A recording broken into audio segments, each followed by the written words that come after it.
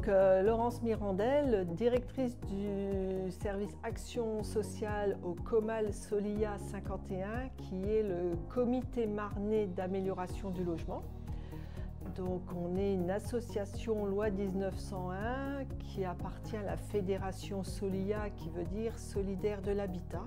Donc nous, notre sujet d'action, c'est le logement.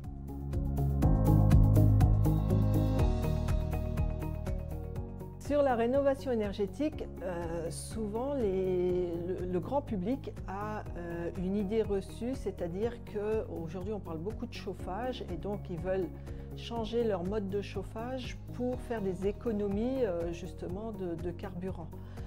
Sauf que ce n'est pas forcément la meilleure idée. Il faut d'abord protéger sa maison en l'isolant pour ensuite faire des économies de chauffage. Donc la première déperdition de la maison, c'est la toiture. Donc il faut s'assurer que sa toiture ou son grenier soit bien isolé pour se dire qu'effectivement on va consommer moins de chauffage derrière. Mais ne pas commencer forcément par la toiture.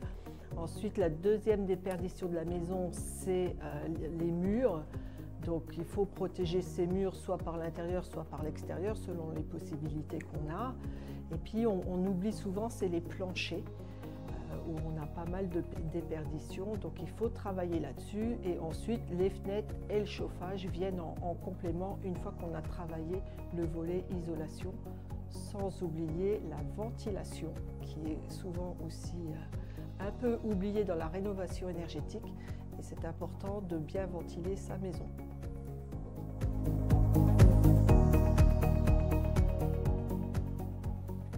Sur le volet adaptation du logement, donc c'est un sujet qui commence à être connu des seniors, mais le but de l'adaptation du logement, c'est de sécuriser le logement, puisqu'on travaille essentiellement sur les salles de bain où on enlève de vieilles baignoires pour mettre des douches adaptées.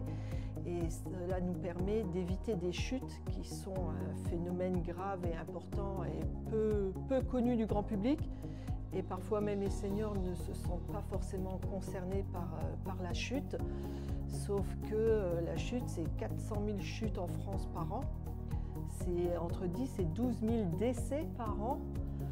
Donc c'est des chiffres relativement importants et donc il faut se préoccuper de ça et surtout que la volonté des seniors, c'est de rester le plus longtemps possible chez eux.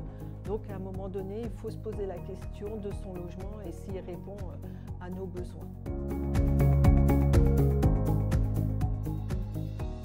Donc les dispositifs financiers sont nombreux. Vous avez sûrement entendu parler de MaPrimeRénov', MaPrimeAdapt', mais il y a aussi les aides des communautés de communes, les aides de certaines caisses de retraite, certains dispositifs particuliers. Donc il faut venir se renseigner, surtout avant de réaliser les travaux, puisqu'une fois que les travaux sont faits, c'est trop tard.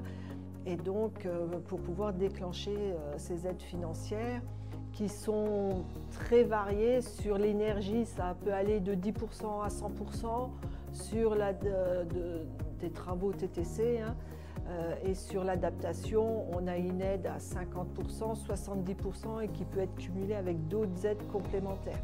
Donc on peut vraiment avoir des financements très intéressants qui permettent vraiment de réduire le coût réel des travaux.